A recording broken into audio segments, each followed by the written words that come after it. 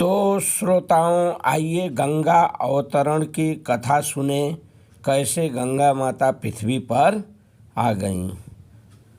तो श्रोताओं, यह कथा विश्वामित्र जी भगवान राम और लक्ष्मण को सुना रहे हैं।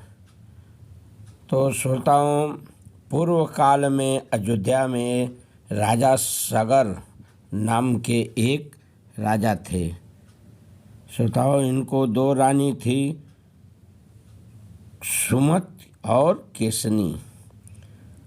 तो श्रोताओं, उसमें केसनी बड़ी थी और सुमति छोटी थी, लेकिन श्रोताओं इनको कोई संतान नहीं थी।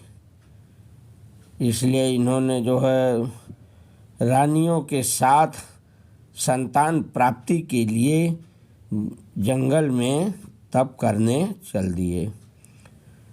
वहाँ पर श्रोताओं इन्होंने जो है घोर तप किए। भृगु मुनि श्रोताओं प्रसन्न हुए और इन्हें वरदान दिए।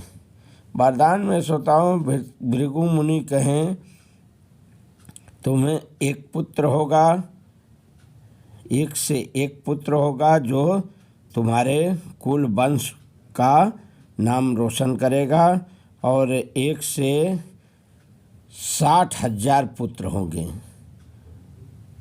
तो श्रोताओं, इन लोग को बड़ा विस्मय हुआ कि किससे जो है एक पुत्र होगा और किससे 60,000 पुत्र होगा। तो ये प्रश्न कर बैठी।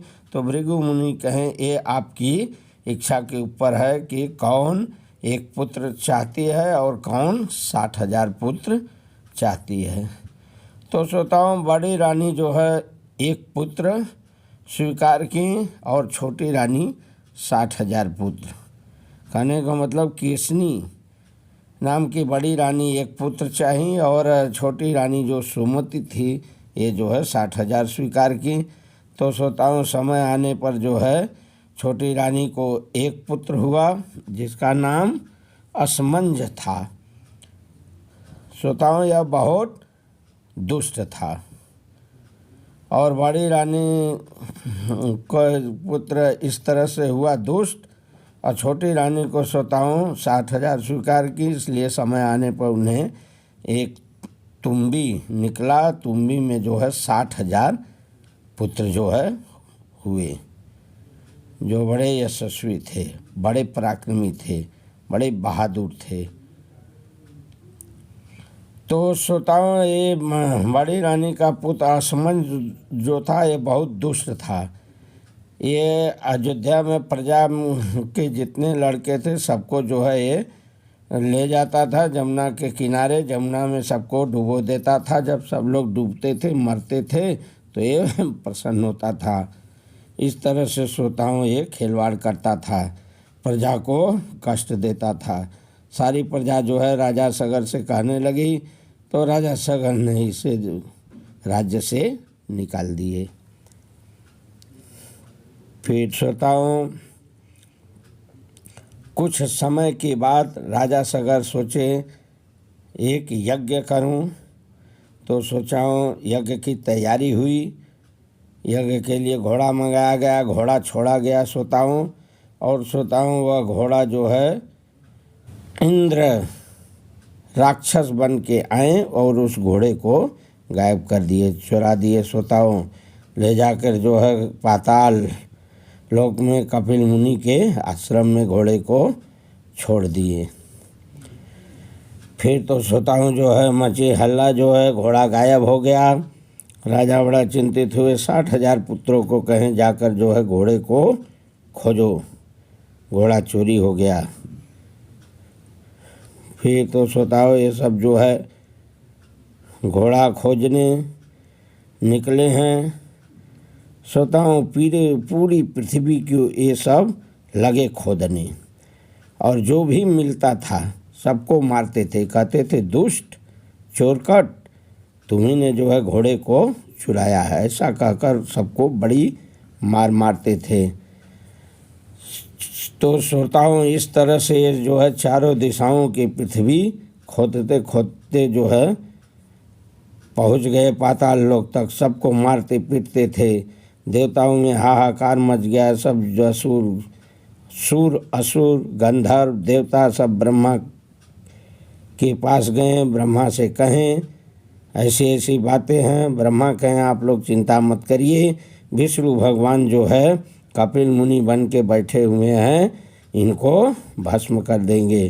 तो सोता हूँ ये सब जो ही पाताल लोक में पहुँचे हैं अंदर, वहाँ पर देखें तो एक घोड़ा जो है दिखाई दिया और बगल में एक आश्रम मिला, वहाँ एक मुनि बैठे हुए तो इनको समझ में आया कि इसी ने जो है घोड़े को छुड़ाया है और यहाँ आके बैठ के तप कर रहा है। पहुँचकर जो है सुताओ कपिल मुनि के पास ये सब कहने लगे, दुष्ट चोरकट कहीं के, घोड़ा लेकर यहाँ चला आया, चुरा दिया यहाँ ले आकर और चुपचाप बैठकर तप कर रहा है।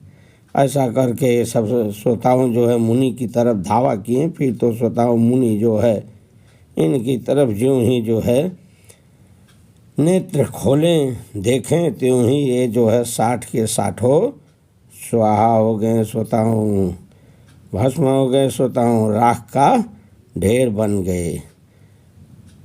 अब तो श्रोताओं जो है बहुत दिन बीत गया, यज्ञ के लिए उधर बैठे हुए हैं सगर, घोड़ा आवे यज्ञ हो।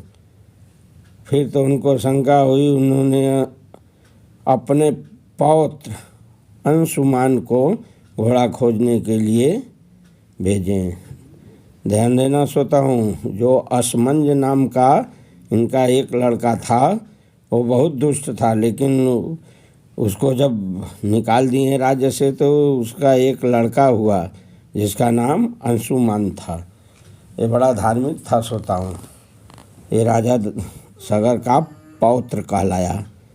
तो उसको भेजे हैं, कहें जाओ घोड़े को खोजो देखो। लोग गए अभी तक आए नहीं, जो मिले उसको प्रणाम करना, सबको नमस्कार करना। तो सोता हूँ ये भी जो है उसी रास्ते से समुद्र अंदर रसातल की तरफ जाने लगे जिस रास्ते से वो सब जो है खोद कर गए थे। तो चारों दिशाओं में ये भी जो है ढूंढते हुए जो है उसी जगह पर पहुँचे सोता हूँ जहाँ कपिल मुनि का आश्रम था। वहाँ पर ये देखें तो उनको घोड़ा दिखाई दिया, कपिल मुनि का आश्रम दिखाई दिया। फिर तो सोता हूँ ये बड़े आश्चर्य में पड़े कि ये इतना ढेर सारे जो है राख। उसी समय सोता हूँ जो है गरुड़ विचरण कर रहे थे ऊपर से। इनको देखो तो कहें घबराओ मत, ये तुम्हारे भाइयों का ढेर पड़ा हुआ है राख, ये जलकर भस्म हो गए हैं, उन्हीं की ये राख हैं, कपिल मुनि के श्राप से भस्म हुए हैं। अब इनका उपाय यही है कि तुम गंगा को ले आओ किसी तरह। यदि गंगा आ जाए तो इन सभी का उद्धार हो जाएगा। गंगा लाने का प्रयत्न करो। फिर तो सोता हूँ ये वहाँ से चले हैं, घोड़ा लेकर आए हैं, राजा सगर को सारी जो है कथा बताए हैं। राजा सगर बहुत चिंतित हुए सोता हूँ। फिर उसके बाद 30,000 वर्ष तक राजा सगर राज्य करके सोता हूँ मर गए।